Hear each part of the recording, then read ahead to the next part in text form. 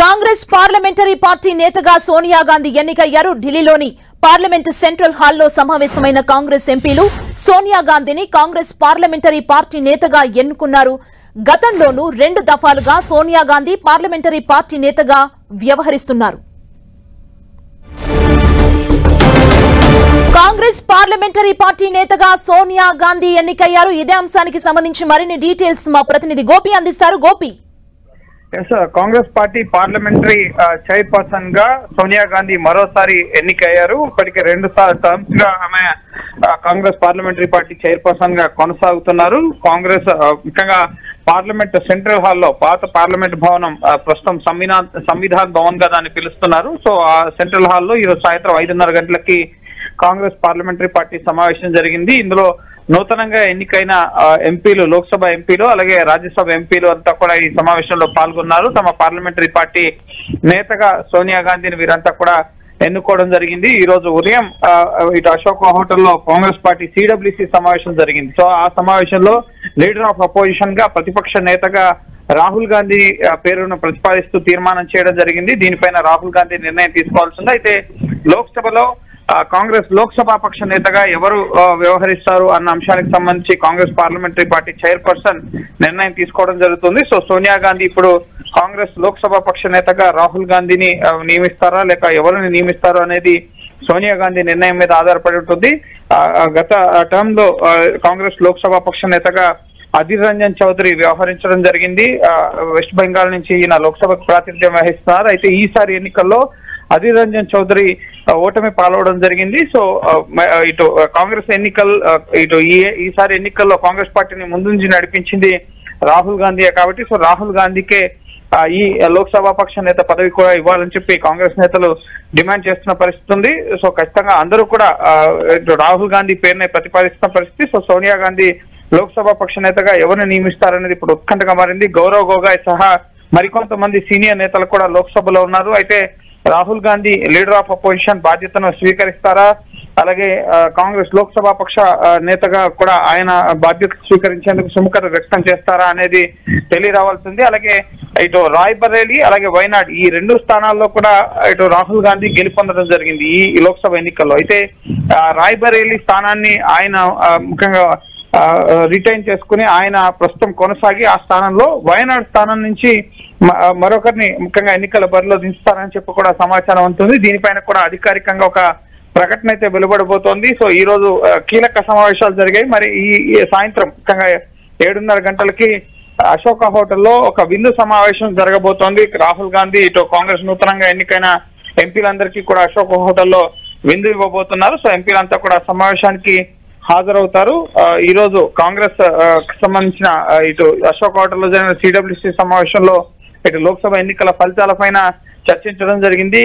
ఈ ఎన్నికల్లో కాంగ్రెస్ కోసం పనిచేసిన కార్యకర్తలందరికీ కూడా ఇటు అభినందనలు తెలియపరచడం జరిగింది. అలాగే ఇప్పుడు కాంగ్రెస్ పునరుజ్జీవనం పొందే సమయం ఆసన్నమైంది. ఇప్పటి వరకు కాంగ్రెస్ పైన అనేక దాడులు చేశారు. సో కాంగ్రెస్ పార్టీ రివైవ్ అవుతుంది. సో ఖచ్చితంగా ఒక కీలక పాత్ర పోషిస్తుందని చెప్పి ఈరోజు కాంగ్రెస్ నేతలంతా కూడా చెప్పడం జరిగింది. సో ఇటు సిడబ్ల్యూసిలో ఎల్ఓపిగా రాహుల్ గాంధీ పేరుని తీర్మానించడం జరిగింది. అలాగే పార్లమెంటరీ పార్టీ సమావేశంలో సోనియా గాంధీని కాంగ్రెస్ పార్లమెంటరీ పార్టీ చైర్పర్సన్ గా ఎంపిక చేయడం జరిగింది. గోపి, లోక్సభ పక్ష నేతగా రాహుల్ గాంధీని ఎన్నుకునే అవకాశాలు ఎంతవరకు ఉన్నాయి? ఒకవేళ రాహుల్ గాంధీని ఎన్నుకోకపోతే వేరే ఆప్షన్స్ ఏమున్నాయి కాంగ్రెస్ పార్టీకి? ఇంకా ఎవరిని ఎన్నుకునే అవకాశాలు కనబడుతున్నాయి?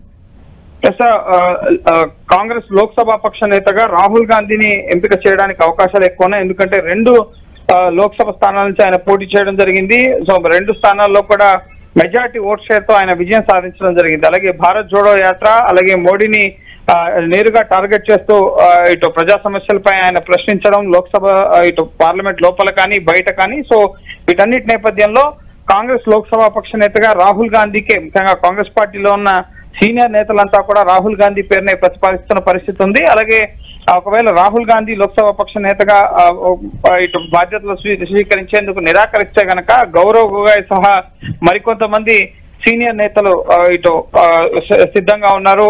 ఇటు కాంగ్రెస్ పార్టీలో ఉన్న సీనియర్ నేతలంతా కూడా ప్రస్తుతం రాహుల్ గాంధీ పేరునే ప్రతిపాదిస్తున్నారు కాబట్టి so Sonia Gandhi Congress parliamentary party chairperson గా ఆవిడే ఎవరు ఇటు లోక్సభ పక్ష నేత అనేది నిర్ణయించడం జరుగుతుంది.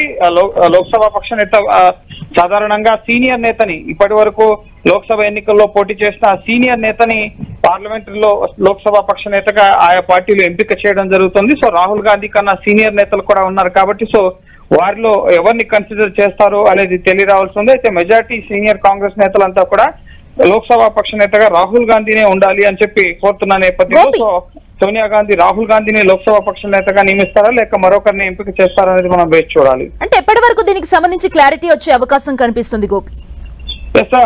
సమయం ఉంది. పార్లమెంటు సమావేశాలు అది పార్టీ అంతర్గత నిర్ణయం కాబట్టి సో వారు ఎప్పుడైనా సరే నిర్ణయం తీసుకోవచ్చు. ఈ సమయం కల్లా నిర్ణయం తీసుకోవాలంటున్నట్టు ఉండడానికి ఏదీ లేదు. So Rahul Gandhi leader of opposition గా ఇటు ఆయన పేరుని సిడబ్ల్యూసీ నిర్ణయించడం జరిగింది కాబట్టి సో సిడబ్ల్యూసీ నిర్ణయాన్ని రాహుల్ గాంధీ ఎప్పుడు తెలియజేస్తారు అనేది ముఖ్యంగా రాహుల్ స్పందనని బట్టే మనకు తెలిసే అవకాశం ఉంటుంది. సో ఆ బాధ్యతను స్వీకరించేందుకు సిద్ధంగా ఉన్నానని పార్టీకి తెలియజేస్తే కనుక ఆయన లీడర్ ఆఫ్ అపోజిషన్ గా వ్యవహరించడం జరుగుతుంది పార్లమెంట్ లో. అలాగే సోనియా గాంధీ ఇటు లోక్సభ పక్ష నేత పార్లమెంట్ సమావేశాల సందర్భంగా పార్లమెంట్ ప్రొసీడింగ్స్ లో భాగంగా స్పీకర్ కి వివరాలు తెలియజేయాల్సి ఉంటుంది కాబట్టి సో పార్లమెంట్ సమావేశాల ప్రారంభానికి మరో వారం రోజుల సమయం ఉంది కాబట్టి సో ఈ వారం రోజుల్లో వ్యవధిలోనే ఇటు లోక్సభ పక్ష నేత అలాగే లీడర్ ఆఫ్ అపోజిషన్ పైన కూడా స్పష్టత వచ్చే అవకాశం ఉంది. Thank you Gopi.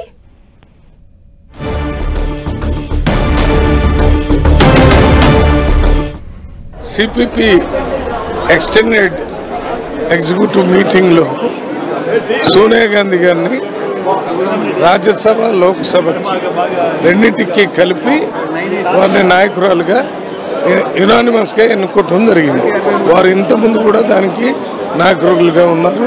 ఇప్పుడు వారి నాయకత్వం యొక్క అవసరం చాలా ఉంది కాబట్టి వారిని యునానిమస్గా ఎన్నుకోవటం, వారి పేరుని మల్లికార్జున ఖర్గే గారు ప్రపోజ్ చేశారు. కేసీ వేణుగోపాల్ గారు సెకండ్ చేశారు. ఇంకా 2-3 సెకండ్ చేశారు. అందరూ యునానిమస్గా ఒప్పుకోవటం జరిగింది.